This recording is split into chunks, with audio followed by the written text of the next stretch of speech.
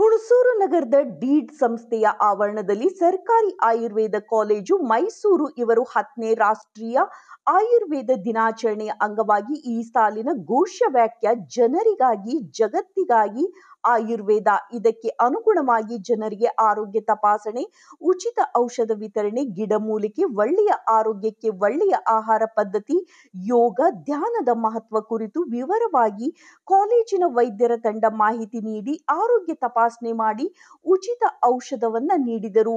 ಈ ಕಾರ್ಯಕ್ರಮವನ್ನ ಮೈಸೂರು ಆಯುರ್ವೇದ ಕಾಲೇಜಿನ ಪ್ರಾಂಶುಪಾಲರಾದ ಡಾಕ್ಟರ್ ಕೆ.ಎಸ್. ರಾಧಾಕೃಷ್ಣ ರಾಮರಾವ್ ಉದ್ಘಾಟಿಸಿ, ಸುಸ್ಥಿರ ಆರೋಗ್ಯಕ್ಕೆ ಜನರಿಗೆ ಆಯುರ್ವೇದ ಅತಿ ಮುಖ್ಯ ಎಂದರು.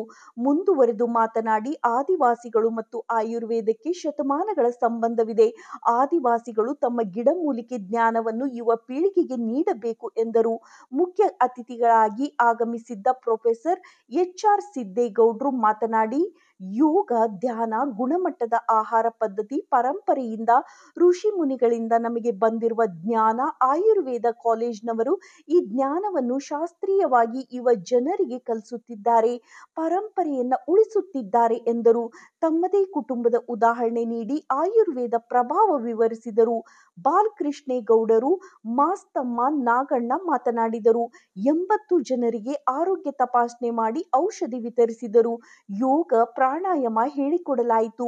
ಪ್ರಾಂಶುಪಾಲರಾದ ಡಾಕ್ಟರ್ ರಾಧಾಕೃಷ್ಣ ಹಾಗೂ ಆದಿವಾಸಿಗಳ ಕಲ್ಯಾಣ ಅಧಿಕಾರಿ ಗಂಗಾಧರ್ ಅವರಿಗೆ ಸೇವೆ ಸ್ಮರಿಸಿ ಸನ್ಮಾನಿಸಲಾಯಿತು. ಆದಿವಾಸಿಗಳು ಭೂ ಸಮಸ್ಯೆ, ಅರಣ್ಯ ಹಕ್ಕಿನ ಸಮಸ್ಯೆಗಳನ್ನು ವಿವರಿಸಿ ಮನವಿ ನೀಡಿದರು.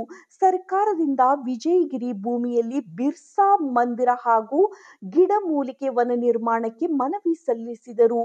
ಆದಿವಾಸಿಗಳು, ಗ್ರಾಮೀಣರು, ಪಟ್ಟಣವಾಸಿಗಳು ಈ ಸದಾವಕಾಶ ಬಳಸಿಕೊಂಡರು. ಡೀಡ್ ನಿರ್ದೇಶಕರು doctor Srikanth, doctor Sanjay Kumar, doctor Anant S Desai, doctor Sidram Guled, doctor Rajashree ಹಾಗೂ ಡಾಕ್ಟರ್ ಸುಧೀಂದ್ರ ನವಲೆ ಮತ್ತು 10 ಸ್ನಾತಕೋತ್ತರ ವಿದ್ಯಾರ್ಥಿಗಳ ತಂಡ ಈ ಕಾರ್ಯಕ್ರಮ ನಡೆಸಿಕೊಟ್ಟರು. ವೇರಿಕೋಸ್ ನರ ದೌರ್ಬಲ್ಯ, ಕಿವಿ ಸಮಸ್ಯೆ, ಸಾಮಾನ್ಯ ಆರೋಗ್ಯ ಸಮಸ್ಯೆಗಳು, ಮಹಿಳೆಯರ ಆರೋಗ್ಯ ಸಮಸ್ಯೆಗಳು, ಚರ್ಮ ರೋಗ ಮುಂತಾದವುಗಳನ್ನು ಪರಿಶೀಲಿಸಿ ಔಷಧ ನೀಡಲಾಯಿತು. ಯೋಗ ಹಾಗೂ ಆಹಾರ ಕುರಿತು ಮಾಹಿತಿ ನೀಡಿದರು.